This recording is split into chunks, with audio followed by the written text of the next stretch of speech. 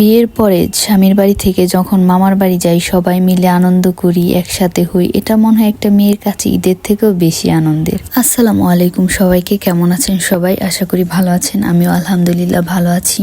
এই কনকনা শীতের মধ্যেও ঢাকা থেকে চলে আসলাম মানিকগঞ্জ, কারণ মানিকগঞ্জ আমার মামার বাড়ি, বাবার বাড়ি, শ্বশুর বাড়ি সবই মানিকগঞ্জে। তবে আজকে আমি বাবার বাড়ি বা শ্বশুর বাড়ি আসিনি, আসছি মামার বাড়ি। আমার মামা 1 মাসের ছুটিতে বিদেশ থেকে আসছে, আর আমাদের সব আত্মীয় স্বজন পাড়া প্রতিবেশী সবাইকে মামা দাওয়াত দিচ্ছে শীতের পিঠা খাওয়ার জন্য।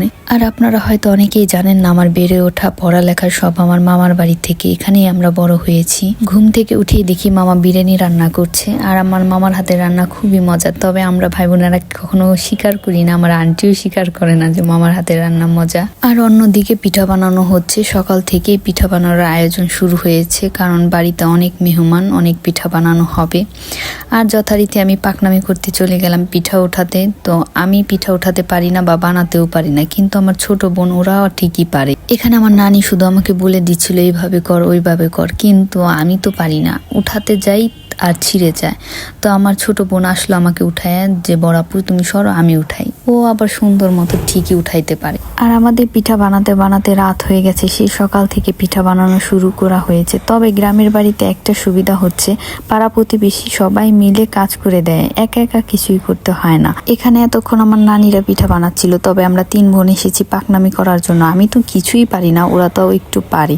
এখানে আমার চাস্তো মামি লাগে, তাদের বাড়িতে এই পিঠা বানানো হচ্ছে, কারণ আমাদের বাড়িতে আমার আম্মা, আমার আন্টি পিঠা ভেজানোর জন্য প্রস্তুতি নিচ্ছে, দুধ জাল দিচ্ছে এবং খেজুরের গুড় এগুলো জাল দিচ্ছে। এখানে আমার ছেলে, আমার বোনের ছেলে সবাই মিলে হাঁটাহাঁটি করছে। এটা হচ্ছে আমার চাস্তো নানির বাড়ি, এখান থেকে পিঠা বানিয়ে আমাদের বাড়িতে নেওয়া হচ্ছে, কারণ আমাদের বাড়িতেও চুলায় কোনো জায়গা নাই, ওইখানেও রান্না বান্না করা হচ্ছে।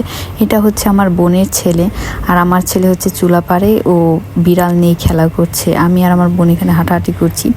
আর বাড়িতে এসে দেখি পিঠা সাজানো হচ্ছে এগুলা ভিজানোর জন্য। একটা চুলায় দুধ আর একটা চুলায় খেজুরের গুড়ের পানি জাল দেওয়া হচ্ছে, আর পিঠাগুলো ভাজানোর জন্য আমার ছোট বোন পিঠাগুলো রেডি করছে। গ্রামে আসলে শীতের মধ্যে শীতের পিঠা না খেলে কেমন যেন অপূর্ণতা লাগে। আমাদের মানিকগঞ্জে একটা ঐতিহ্যবাহী বলতে পারেন, সবার বাড়িতে শীতকালে এই পিঠা হবেই।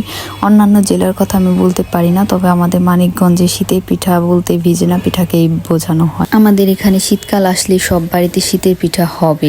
আর আমাদের এখানে যাদের বাড়িতেই পিঠা বানানো হয় তার আশেপাশে একদম খেজুরের ঘ্রাণে ভরে যায়। যাই হোক, আমাদের পিঠা বানানো শেষ, এখন এটাকে ঢেকে রাখা হবে। আর 15 মিনিট পর এখানে জাল দেওয়া দুধ মিক্স করা হবে, তারপরে রেডি হয়ে যাবে পিঠা। তবে এটা তো সরাসরি খাওয়া যাবে না, 4 থেকে 5 ঘন্টা পর খাওয়া যাবে, নয়তো সকালবেলা একদম রসে টইটুম্বুর হবে, তখন খাওয়া যাবে। তো যারা যারা এতক্ষণ আমার ভিডিওটি দেখলেন সবাইকে অসংখ্য ধন্যবাদ। সবাই ভালো থাকবেন, সুস্থ থাকবেন, দেখা হবে অন্য কোনো ভিডিওতে। আল্লাহ হাফেজ।